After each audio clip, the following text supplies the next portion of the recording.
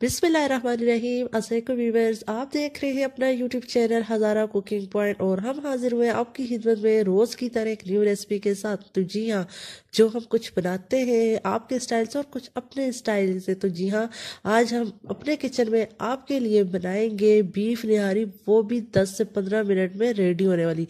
तो जी हाँ, वो कैसे होगी, क्योंकि हम बनाएंगे प्रेशर कुकर में बिल्कुल परफेक्ट निहारी रेस्टोरेंट स्टाइल में। तो टाइम वेस्ट किए बगैर हम जल्दी से अपने प्रेशर कुकर की तरफ चलते हैं। तो जी हाँ, यहाँ मैंने अपने प्रेशर कुकर में 1.5 कप ऑयल ऐड किया, साथ में 2 बड़े साइज की ऑनियन बारीक काट कर ऐड कर दी और ऑनियन को अच्छे से मैंने फ्राई करना है, लाइट ब्राउन कलर देना है। तो यहाँ पे आप देख सकते हैं ऑलमोस्ट मेरा यहाँ पे लाइट ब्राउन कलर आ चुका है। तो मैं थोड़ी सी प्याज यहाँ पे निकालूंगी प्लेट में, क्योंकि वो बाद में हमें काम आने वाली है। तो अब मैंने इसमें 1.5 से 2.5 चम्मच जो है लहसुन और अदरक का पेस्ट डाला, साथ में थोड़े से गरम मसाले 1 से 1.5 चम्मच डाला और लाल मिर्च की 1 चम्मच और आधी चम्मच हल्दी डाली और 1 चम्मच अब मैं नमक डालूंगी और इन तमाम चीज़ों को अच्छे से मिक्स कर दूंगी।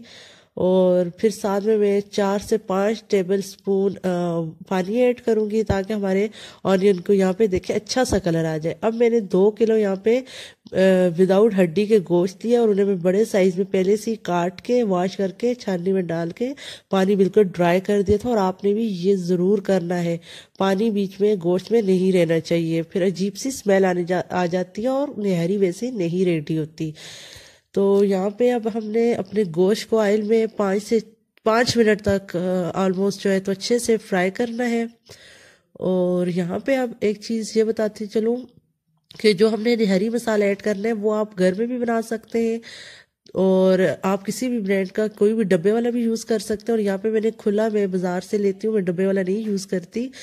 तो अर्जेंट अगर मतलब आपने निहारी बनानी है तो आप क्योंकि घर में टाइम लगता है तो बाज़ार से खुला या डब्बे वाला ले सकते हैं। मैं खुला तब लेती हूँ, ये एक हमारे यहाँ शॉप है जो परफेक्ट खुले मसाले देती है, इसलिए मैं लेती हूँ। यहाँ पे मैंने वो मसाले ऐड कर दिए। अब देख सकते हैं कि ऑयल थोड़ा ऊपर आ गया है।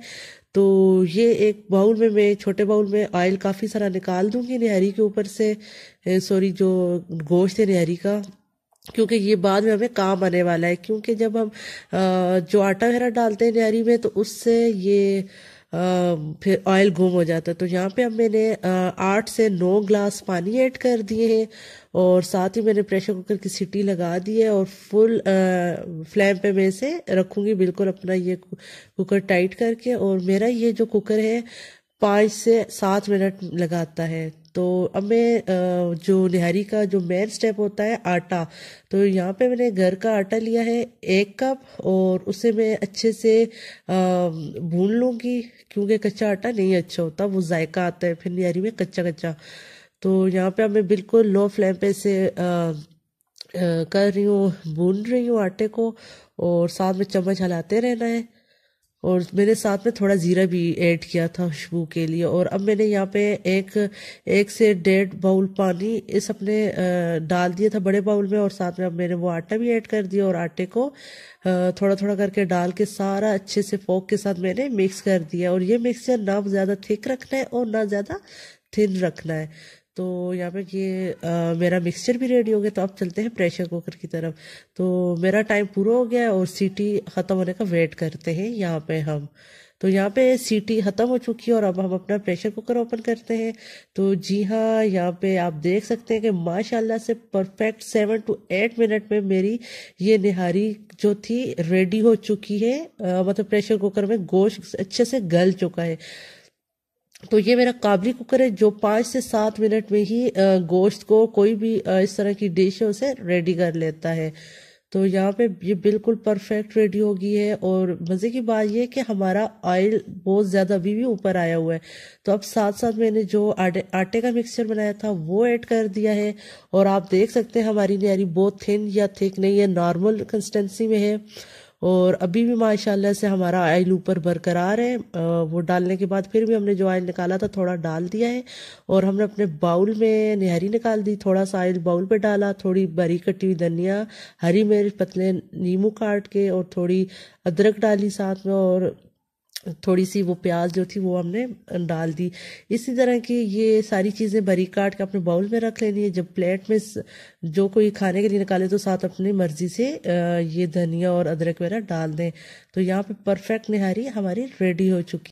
یہاں پہ آپ دیکھ سکتے ہیں کہ ہماری نہاری کے اوپر کتنا زیادہ آئل آیا ہوا ہے، کیونکہ مین ٹینشن ہی سب کی یہ ہوتی ہے کہ نہاری کے اوپر آئل نہیں آتا جب آٹا ڈال دیتے ہیں. بٹ یہ جب ہم ریسیپی پریشر کوکر میں ٹرائی کریں گے تو ضرور آپ کو آئل اوپر ہی رہے گا اسٹیل. تو آپ لوگوں نے ضرور ٹرائی کرنی ہے. امید ہے کہ آپ کی بھی اسی طرح انشاءاللہ پرفیکٹ نہاری بنے گی. آئل کی کوئی ٹینشن نہیں رہے گی الگ سے بھی نکالنے کی. ہم لوگوں نے بھی احتیاط کے لیے نکالی تھی بٹ نہیں ڈالی. تو آج کے لیے اجازت دیجیے. اللہ حافظ. جاتے جاتے چینل کو ضرور سبسکرائب